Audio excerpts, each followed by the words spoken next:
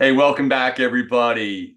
Tremendous opportunity here this week. I'm happy I have it. I have someone with me today who has 30 years of sales experience, going from that entry level up to that CRO, now working with companies pre-seed to Series A, and really just has a vast knowledge of where I'm really want to dive in and pick his brain. So Bradley Pastor, yeah, man, great for joining. Thank you for joining today. Yeah, Dave, thank you for having me on. Appreciate it. No, it's awesome. So you have to tease like that, right? Let's dive right in. So you're working right now, working with companies who are in that early stage, which there's a lot of companies out there, who are and folks, when you walk in and you start talking to a client and you start really understanding what's going on, is there like a common mistake you usually see? It's like, is there something that kind of a lot of companies, you just see it more often than not, of something that you can automatically go in and just start talking or tweaking on? The first mistake that I see, and it's not really a mistake. A mistake would imply intention, malfeasance, right? It's that what is perceived as being a sales deficiency is really a product marketing deficiency. So, and what I mean by that is the founder or the initial leadership team, they know the story, they know the pitch, they have the early adopters who are going to go and buy the product, and it's all easy.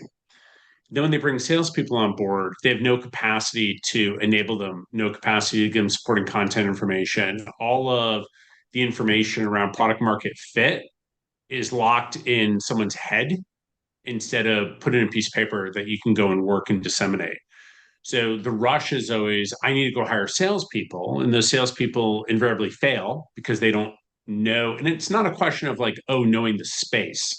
They just don't know how that organization sells, which is different for every organization. And then when they fall back on their innate sales skills and they go, hey, I need a little bit of information for this, I need a little bit of content for that, there isn't anything. And that's always viewed as a sales failure. When really what I would advise is have really strong product marketing people and then invest in sales after that point. And it feels counterintuitive to organizations because they say, well, we just need salespeople. And I go, well, there's a lot more to selling than just pushing someone out the door and saying, go sell. Yeah.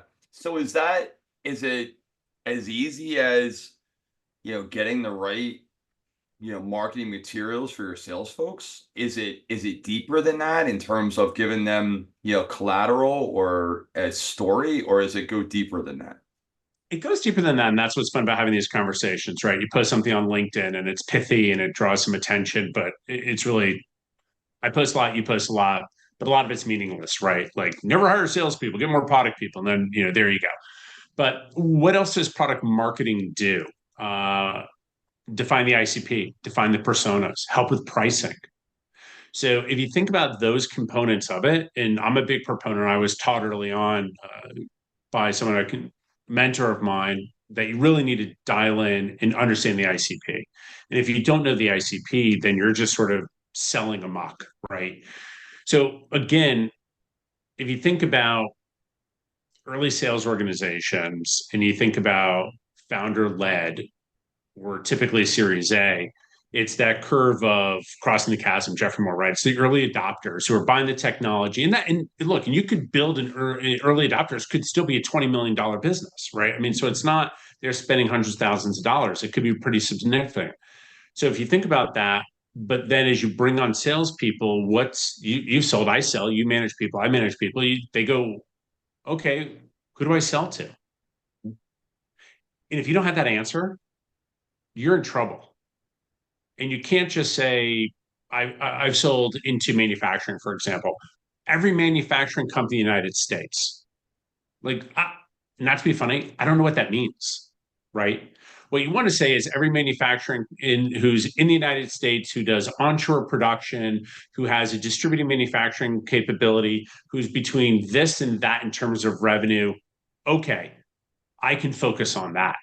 And a lot of times that is product marketing and they can help you. And then you can bring on someone who has their innate sales skills, and then you can point them and say, go in that direction. And when you don't have that, you're relying upon the initial, I'm sure people say, oh, where's your Rolodex? The Rolodex is in the founder's head. And it's all the people she knew, it's all those early relationships. So for them, it seems very easy and very intuitive. But it's once you get beyond those people, you're in trouble. Yeah. And that's why I say that if you don't have that information, how are you going to do territory planning? How are you going to figure out where you're going to focus? How are you going to figure out what's a good fit, what's not a good fit? How are you going to know if there's price pressure and sensitivity? Are you looking at the ability to grow and upsell and retain those customers, right? So, what's your churn? And all those things, a lot of times, are viewed as sales issues. But again, you and I have sold enough where, like, maybe it is, probably isn't, though, right? If we're chasing after the wrong market, is that really a sales issue? Yeah. And I would say Now, it's is not. that why you went and you named it, team-based selling is what, you have right now as your organization. Is that why? I mean, that concept right there, that lead to the name. I mean, it seems pretty intuitive to me, but I'm just kind of curious. So I've had it for a long time, and I can't remember when I registered the domain. I mean, I could easy access, right? I could look it up, but um, way back in the day, and when you said I've been doing this for 30 years, I was like, really? Like I'm that old? Like I don't feel that way. I'm But right there with you. yeah, thank you. So a short trip down memory lane, I started in tech support. So I started not the traditional sales path, Mhm. right? I started in tech support, became a sales engineer, ran to SE groups, but I wound up at a company by the name of eRoom Technology. And eRoom Technology eventually got acquired by Documentum, got acquired by EMC, EMC's dealt, right? So what I saw was the sales teams were the SE, whatever you want to, solution engineer, solution consultant, whatever, right? That person, when they were connected with a good sales rep, magic happened. And so I was working with a gentleman by the name of Rob Doherty, and Rob and I are still friends to this day. And I think we laugh about it. We're like too dumb not to know better, if that makes sense. And what we figured out early on was that there's what I call a selling sales cycle, which is the paperwork, the pricing, all of that. But then there's a technical sales cycle. And Rob had comforted me being able to run a parallel technical sales cycle, Mhm. and where I would do almost the same discovery questions with the technical people, like, oh, hey, and this was back in the day, like client server and all that stuff, right? So you're like, who do we need to bring in? And who's the DBA? And oh, how is this, right? And you're geeking it out with those people in a server room, but you're finding out tons of information. And I could feed that back to the sales side to help inform and go it. And then all these decisions would come together in terms of we are a team, and win or lose, this is what we're doing. So he and I were, as a sales team, multiple Presidents Club winner. Me, and then I eventually parlayed that into being a sales rep. So I was Presidents Club winner as a sales rep, Presidents Club winner as an SE. We were the top performing team in the company for a couple of years, and then we were both top 10 reps in the company. And then I carried that forward. And every time that I've been in roles where I've been successful, and then when I moved to management and seen reps have been successful, it's the reps that can harness the rest of the organization in that team concept. And then if you flip it around to the people that buy, what do we hear about all the time? Oh, you need a multi-thread. What's multi-threading? It's establishing your team. Mhm. So it just seemed to me like my approach, and this again, a long time ago, someone was like, what's your approach? I'm like, I have a team-based approach to selling. And then that's It's sort of where it went forward. We'll take that marketing aspect, right? So if you're going into an organization that maybe doesn't have the ICP, defined, or maybe there's, piece on pricing and such like that, it's, I mean, it's maybe the blind flash of the obvious, but it is a two-way street. Sales is feeding to marketing. Hey, here's what I'm seeing. Here's what I'm hearing. Here's the feedback that I'm getting, right? And then you vice versa in terms of, and then maybe you bring in engineering or you bring in, whoever else needs to come in, right? Leadership and such. Is that the core, take away the sales engineer piece, but just at the core foundation, maybe your CFO as well. Is that the core of, what you see on the basics of a team-based selling? I mean, it is because the team should always be a fluid. evolving, and the team is not going to be static. So depending upon what you're discussing, it could be compensation. So if you're hiring your first salespeople to do a traditional comp plan, let's be frank, you're really going to screw those people because of all the other things you're talking about, right? So they're going to be spending a lot of time internal to the organization, helping do a lot of the things you want other aspects of the company to do. And maybe they won't be selling, or maybe they're going to be working trying to figure out what your product market fit is. So maybe you want to compensate them high on their base, low on bonus. So that should be a conversation where the CFO is involved and people are participatory. How are you going to do the loop for product feedback, right? So all of those things, whatever the team is, it should be approached as a team, not that engineering writes product that has a crappy UI, crappy UX, and the features don't work.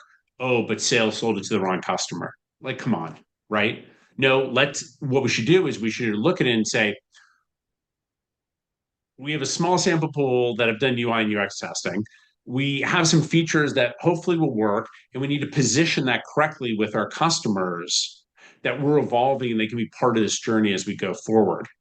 Right. So there's a way where if you approach it, and this really applies to both small and large organizations, that whatever your team is, if you bring that team in and have them be participatory, and part of that participatory means that they have ownership of it, I believe you're going to be more effective. Right. Yeah.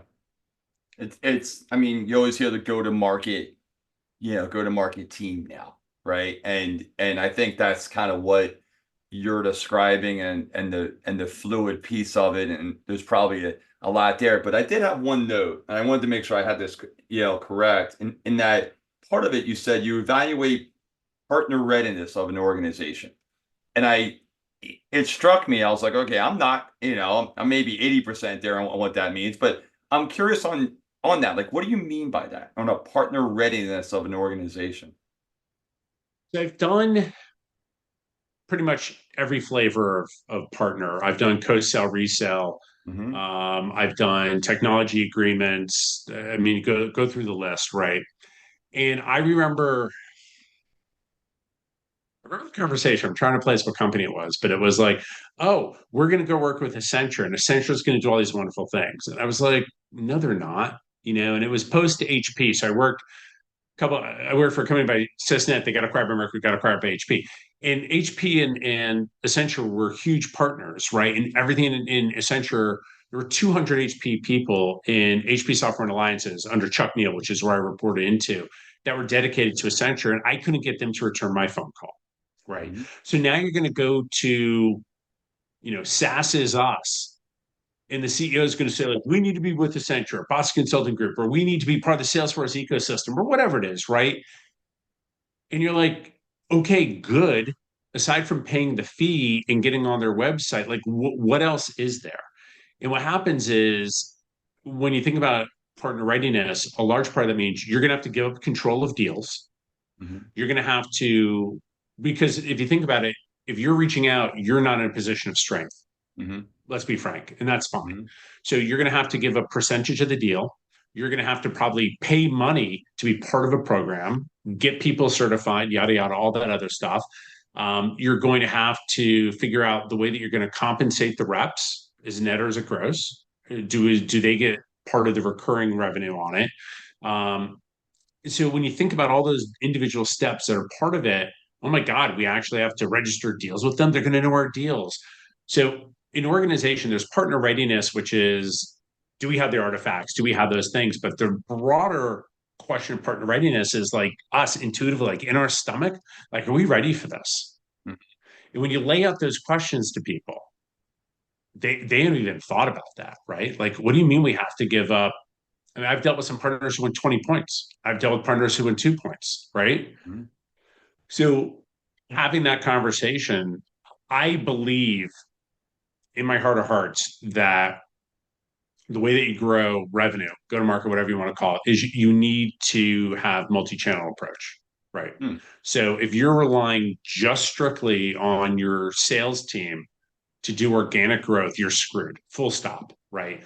So you could acquire companies and grow that way. You could do partnerships. You could do a lot of different things to do it. But if your entire go to market is built upon your sales team doing it, you're in trouble. I just don't see how you can grow in a cost effective manner without having even just someone as simple as I've done a lot of deals with SHI. So I would be very happy to give them, I think it was like 5 points on a deal because they knew everyone that was inside the relationships of working at. So it could be something very as narrow as that. But I would go meet with my SHI partner, buy him or her lunch, sit down and talk about the top strategic deals. And it was just really, it's sort of like faith, you know. But the sales team needs to work on other aspects as well, right? They still need to be prospecting, they still need to be Yeah. engaging. But if you don't Yeah. have that, we probably wouldn't win those deals. How would I grow those opportunities? And I probably can't hire fast and ramp enough in a cost effective way where those partners could do it. And ultimately, at the end of the day, partnership is a one-on-one relationship, right? So if you go into it where I'm not sure I trust you, like bullshit. Like you have to go in. There is none of this like earn trust stuff. You can lose trust, but you have to go in and be like, I'm going to go in. We're going to hedge this part of it, and we're going to have a partnership. And these days with LinkedIn and stuff, that could extend to LinkedIn influencers. Hmm. But however you look at it, you need to have that multi-channel approach to how you're going to drive revenue.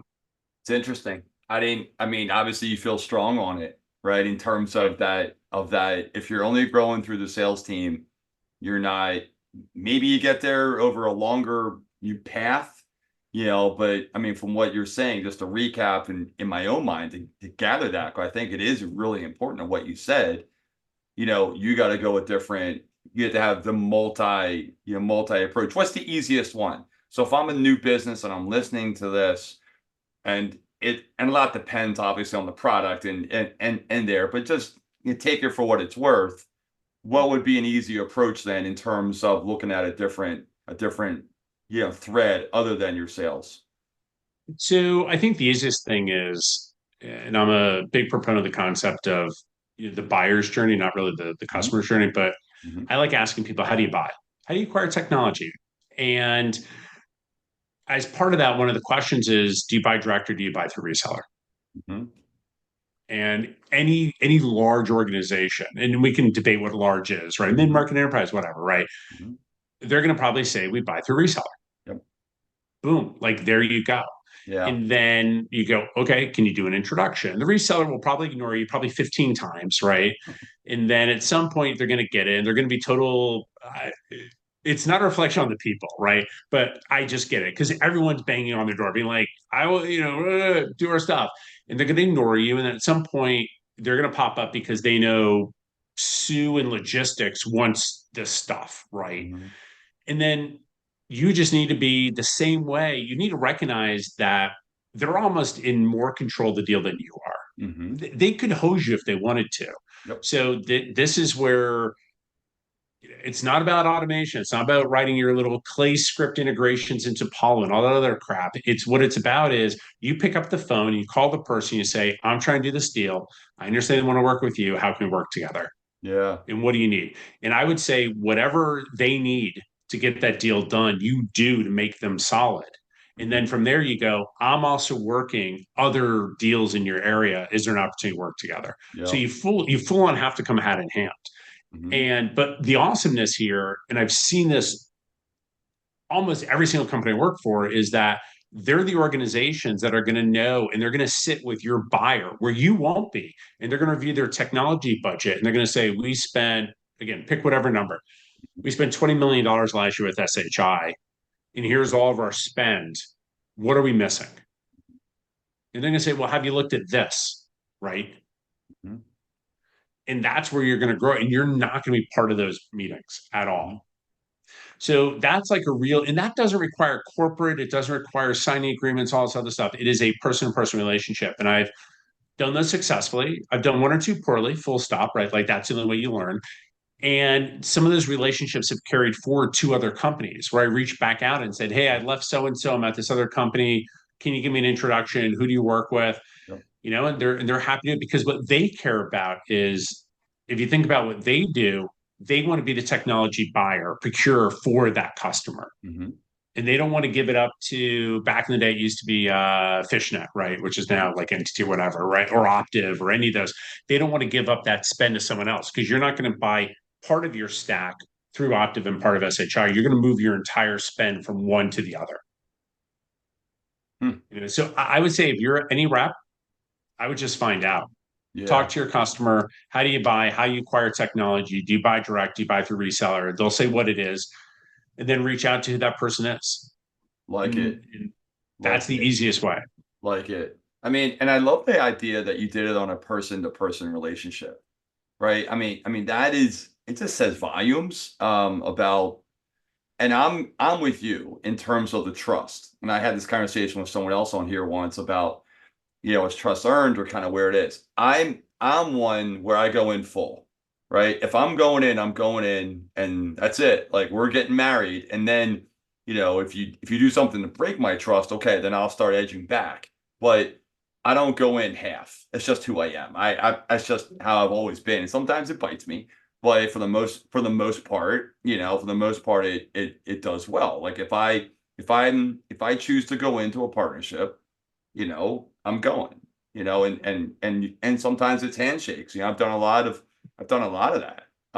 Especially in my recruiting days. My boss would always get mad at me, like, hey, like, what are we doing? Well, I'm like, yeah, it's kind of, he's like, he always shake his head, but it brings up memories of how you say that. And I think that's interesting. You mentioned LinkedIn Yep. and of like what's out there of, it's kind of where we get our, in a sense, business news, right? I still look at everything else and the journal and, CNBC and stuff, but the conversation, now that I got you going, now that I got your blood going, the AE model and the SDR model, and kind of what that is morphing right now in the process of, and maybe 5 years we look back and things have changed. How do you see that right now?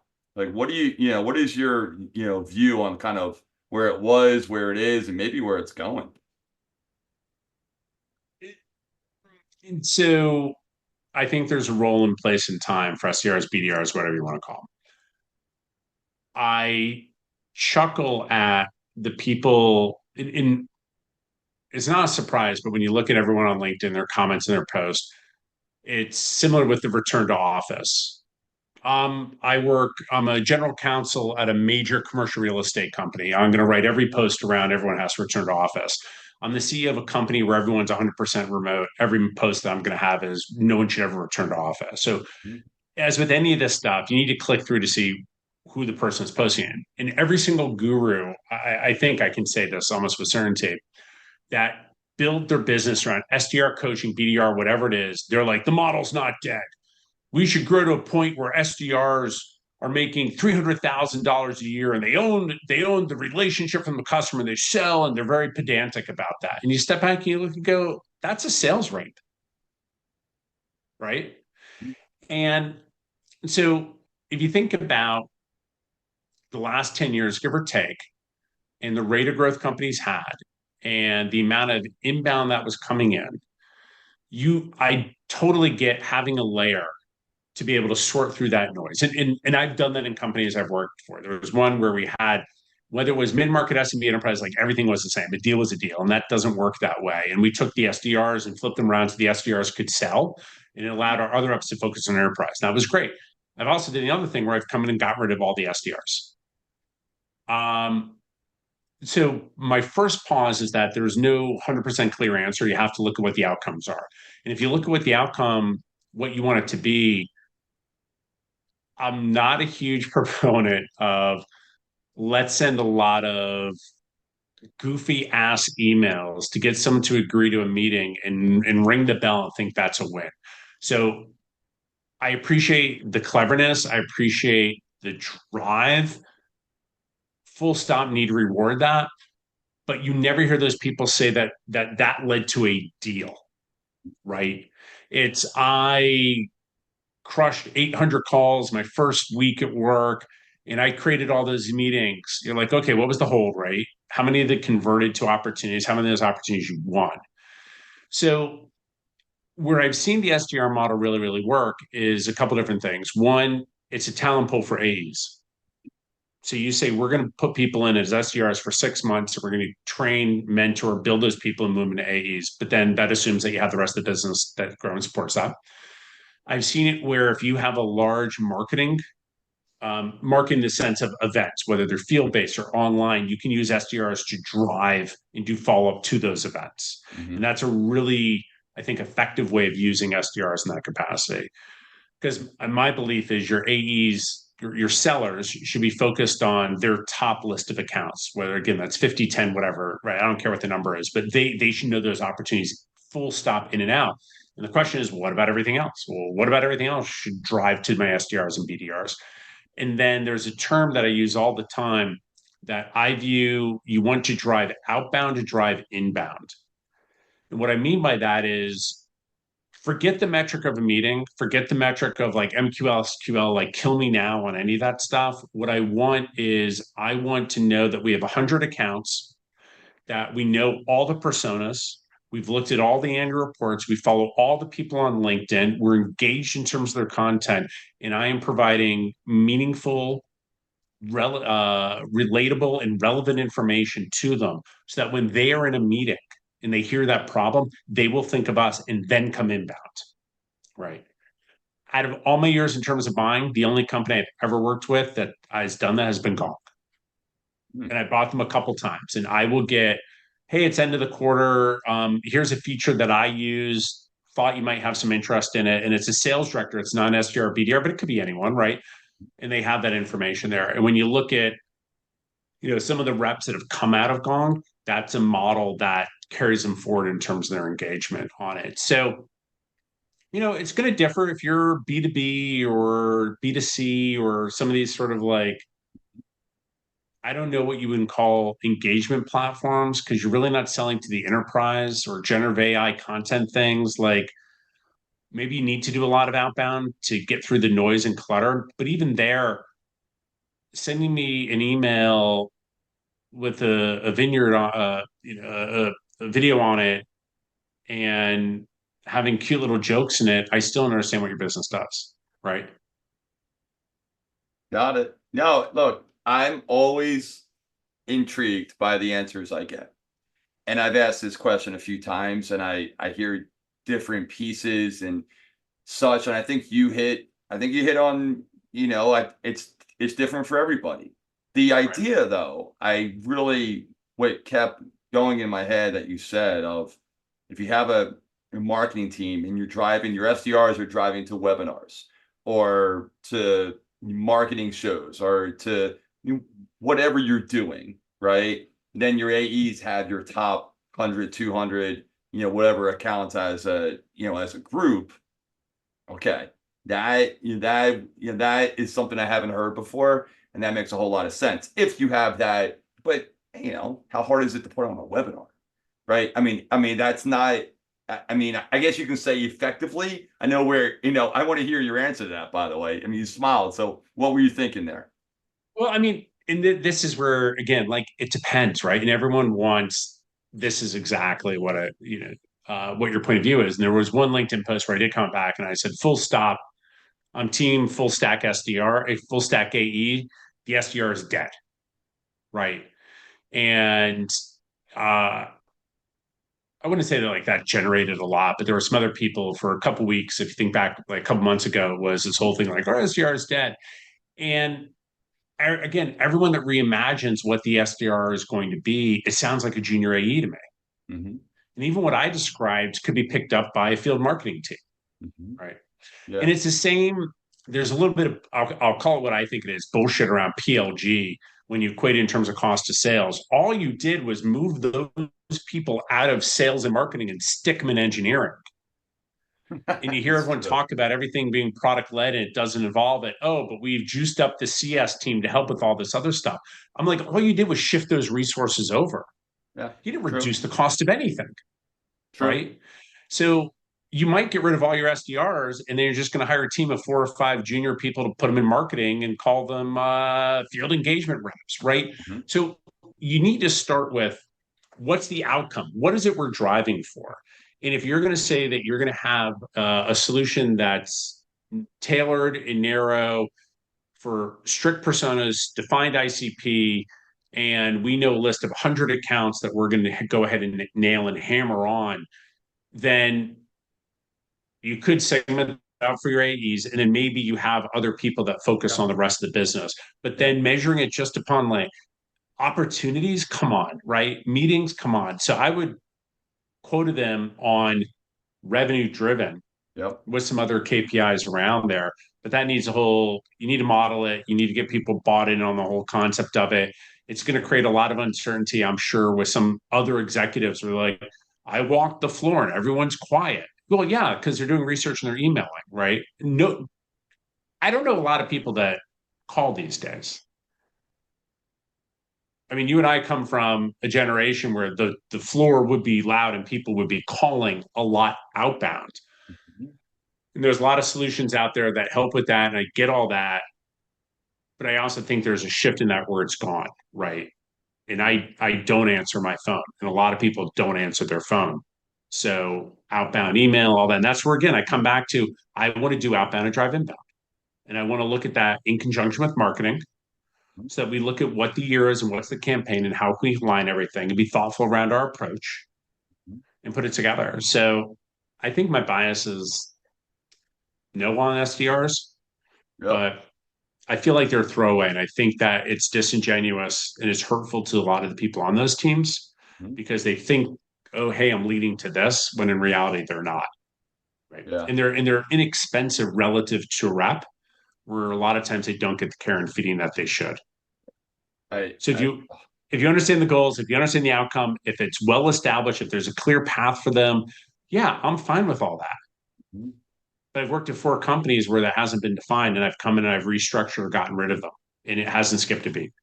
Hmm. Interesting. So as we kind of wind down a little bit, I did want to get to this topic of hiring.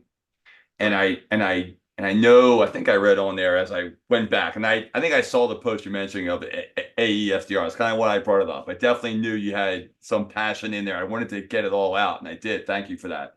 The I think you talked about like grit and resilience and just this piece of the puzzle that if you're talking again, this episode is a little bit on, yeah, the smaller business maybe, but those new, those first hires, those, I mean, heck, you're talking about a team of 10 to 12, adding those folks on is pretty critical. But you talked about like grit and resilience and some other, pieces, in terms of that. Is that how you've hired in your past over all your time? I I would imagine that if you and I sat down and we looked at how we hire people, there'd be a lot of similarities. And the reason why I say that is because I go in full trust. Like if I'm Mhm. hiring you, you don't need to prove that we have trust. Like that's not going to work. I trust you. I'm hiring you for that. Like that's where we are. Doesn't mean that you know everything, and that's fine. So I tend to overshare or share what I would define as share what's appropriate for the role. So that could be we've had a lot of challenges. Here's the challenge you're going to face. Here's the opportunity. Here's my coaching style. Here's the way that I am as how I work. So I will sort of over index in terms of that for the person. I'll help them understand the best of my knowledge, looking at their resume, how this fits in with their story and their narrative. I think that's important for people who are looking to build. And I try to ask people to give me 2 years. Give me 2 good years. Here's what I can give you. And here's the opportunities you can take advantage of. Right. Mhm. And I feel that, have I been right on the mark all the time? No. Um, More often than not, I'd say I have been in terms of those people and align it. And sometimes there's factors that are out of your control, of course. Mhm. But I feel by outlining the adversity to people that they might face, you're going to find out if they're open to that as well. Mhm. And I like people, let's be frank. I mean, I like people who've had a little bumpiness in Yep. their career. I am totally open to that. I like sports teams, but it doesn't have to be a sports team. If you played cello for 8 years or whatever, like awesome. Like I couldn't do that, right? Yeah. So I want to see some commitment. You volunteer all the time. You Mhm. coach youth sports. You do this. You've been, you're an athlete in high school and you continued on. I want to see that you do other. right? I Yeah. don't care that you're a D1 lacrosse player for Duke, really. Like, I don't. So, but I want to see some of that thread in there. I want to see that you are interested in growing and developing your career. And I want to see that when I outline some of the challenges that we have, are you going to be okay with that? Mm, Right. And there's been some people who I've really liked, but I've also been very forthright with them to say, this is just not a good role for you. Here's what you should look for. Right. And I yeah. had this one guy where we went through and where he really should work is customer success. Hmm. And he's like, oh, but I want to be an AE. And I said, but everything that you talked about has nothing to do with being an AE. Hmm. It's 100% CS, right? Hmm. And hopefully push people down that path. There are a couple of things they do. It's not brilliant. Mark Robuget in his Sales Acceleration Formula book, he outlines a whole bunch of stuff around hiring. Um, I will say to people during the interview around coaching that one of the things that's really hard to get people to do is send follow-up notes. And I like that we send notes and follow emails and have all that document our sales process. I love follow-up notes post interview. Hmm. Honest to God, Dave. I mean, how many people do you think actually would send me a note after the interview? It's like in the low percentages. So if I've outlined all that to you and I say it's really important, I'm not looking for a dissertation. I'm not looking for Tulski. What I'm looking for is, hey, thanks for the meeting. Really appreciate it. I think I'd be a great fit for the company. Let me know the next steps. Like, right, pretty, but I want to see that. And I'd like to see it within 24 hours. If it's the end of the day, fine. End of the day tomorrow. But if you're not Absolutely. doing that in the interview process, you're absolutely not going to do it selling.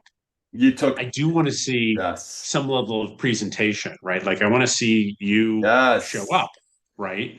And all those things. And I know this whole like, oh, everything's fine. Like, no, not everything's fine. And what people forget is that as a sales leader, I'm also relying upon you to make me money.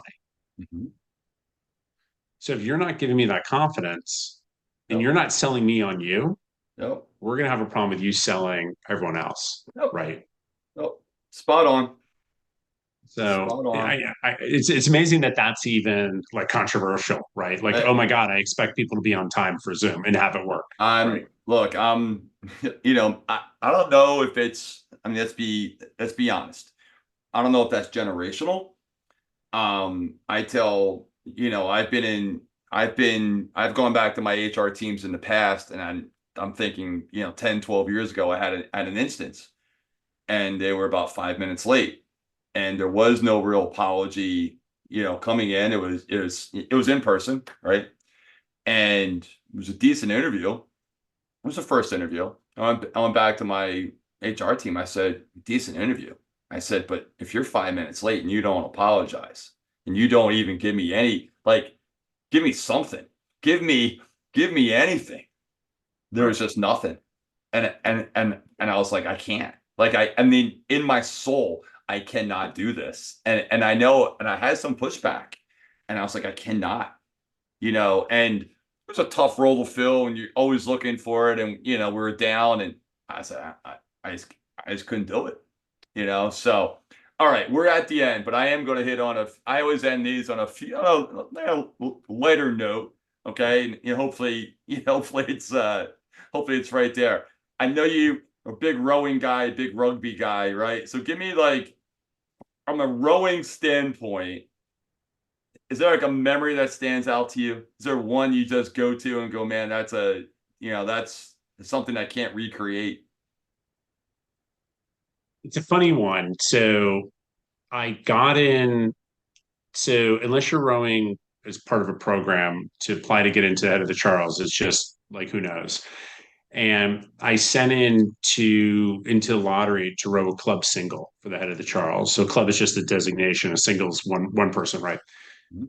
And I remember this vividly because I was in graduate school, but I was living at home because I was rowing in the morning and working all over the place. And I was eating a donut with my father, and I opened up the mail and I had the donut in my mouth, and I got into the head of the Charles, and I was like, oh, maybe I should stop eating the donut, right? Because I didn't think I was going to get into it. I have like the donut hanging out, and that was one of the funny things. The other was what I found both in rugby and in rowing is that it's overplayed, but you can get a bunch of irregular people. Mhm. But truth be told, like if you all do the same thing, it works out. right? So, thank you for referencing the rowing thing. I'm 5'11", so I'm too short to be a heavyweight, but I was also too heavy to be a lightweight. Right. If I was 5'11" and like 160 pounds, that is sort of the perfect. And I got down to 170, but still wasn't, enough. So I rode heavyweight. And as long as everyone sort of rode together and you can adjust the rigging, which is the thing that holds the oar and all that stuff, you can adjust it so you can change the geometry of it all. You can get everyone rowing. So you could get a boat full of studs who don't row together, and Right. it doesn't matter. And you can get a bunch of bad news bears like we were, and they could row. And even when I played rugby, I was a loose head prop. So I was the guy that held the person Yep. up in the middle, and Carl Leong was my tight side prop, and we were both the same size. And then I switched and played second row, which supports the scrum, and Steve Burns was the other second row. And we were both the same size, Hmm. so we were effective because we were both well balanced, right? Yep. So it wasn't like you want for second row to really tall guys so that you can get the leverage, but I look at that all the time, and there's studies. There's this whole like chicken nest study thing. I'll email it to you, where you think you get all these A players, and all the A players do is just hen and pick at each other. And it's the Celtics. I know you're a Philly guy, but the Yeah. Alex. Celtics, Yeah. There you go. right? No, but seriously, right? Yeah, I know. They once they made the decision that we're going to play as a team, that's what got them where they were, as Absolutely. opposed to 4 years of playing as individuals, right? Absolutely. Absolutely. And the only way you would really know that is if you were following it, you understood everything that went through it. But once they once they figure that out, both their all their stats were lower than they ever would have been if they went to Hmm. whatever team, right? Hmm. But they also won a championship. Yep. And Yep. that's where I look at with the teams and all those other things where it's like it really doesn't matter if you can commit yourself and you can get it and you can have that support, right? Hmm. Then you're awesome. And it gives, I think, an example of why some people, and I'm sure you've had this, you have to fire this person because they suck. And you're like, well, I don't think so, right? And you move them to another role and they do Yeah. really well, or they quit, or you fire them and they do really well at another company. Yeah. And I think as leaders, we have to pause and look at them and be like, was that us? Yeah. Yeah. So That's that's the that's hard. That's the hard piece. I mean, that's a hard. I I think I wrote on that, a couple, maybe a month ago now, as time flies. And it was one of the ones where I let someone go and they went off and did well. And I looked back and I said, was it my coaching? Was it my style? Was I not, did I just hire him for the wrong role? Was it a wrong hire off the bat? And I still remember that because I always look back now and I always kind of try and reference that to, obviously, try and improve. But yeah, no, that's one. Well, look, this is awesome, right? This is, I knew I get you rolling into topics, man. I knew there was a lot and there's so much there we could have gone into, but I really appreciate your time. It was great getting to know you, prior to this. Anybody who's out there, Bad News Bears, classic movie, by the way, for anybody hasn't who needs to Google that. It's absolute classic. But Bradley, thank you for joining, man, and I look forward to staying in touch with you. yeah, absolutely my pleasure. Thank you for having me on. All right, thanks everybody. We're back next week. Take care.